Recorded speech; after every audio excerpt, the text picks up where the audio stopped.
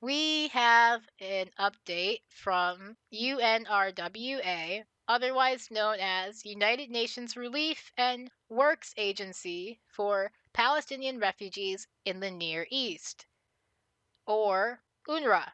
In a post on their Twitter, UNRWA had this to say: UNRWA has repeatedly requested evidence from the government of Israel to substantiate serious allegations made against the agency and its staff.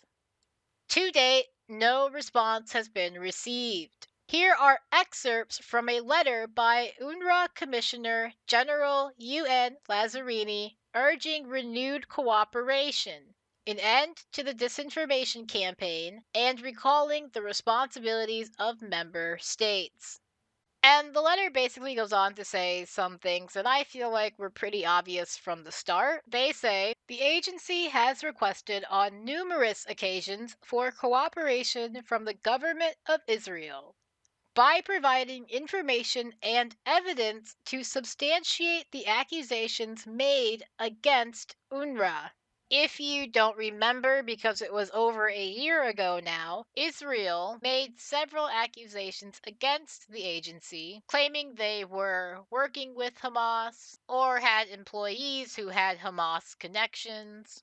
Israel, of course, at the time never gave any evidence, and it turns out they still never gave any evidence, even over a year later. Member states, not the United Nations, are responsible for criminal investigations and prosecutions of armed militant activity. The government of Israel has neither shared adequate evidence with the UN to allow substantiation through administrative processes, nor pursued its own criminal proceedings. Had the government of Israel taken either of these steps and cooperated with UNRWA, the agency would have acted in accordance with its regulations and due process. The way this works is Israel was expected to do its own investigation into these accusations and then turn over whatever evidence they found to the UN, who then would have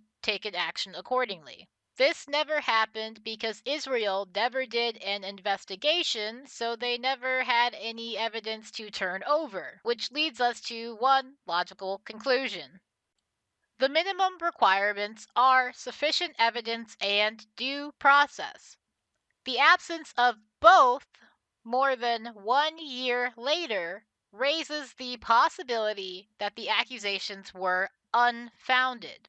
I think we can all agree that it is more than just a possibility at this point. Although I think it was obvious for many from the start that this was just another step in Israel's plan to hurt the Palestinians in any way, shape, or form. I have requested that they put an end to the unfounded disinformation campaign against the agency. Unfortunately, I don't expect this to happen, and it doesn't really matter at this point.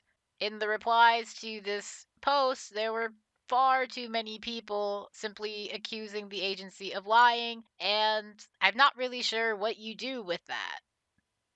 But one thing is for sure, Israel simply can't help itself but lie. Everything Israel says should be met with skepticism. They need to provide sufficient evidence to support any claim they make, as far as I am concerned. Because time and time again, Israel gets caught in a lie, and Western governments and Western media don't call them on it. So, do me a favor and make sure that at least someone in your life knows that the state of Israel is a lying liar who lies.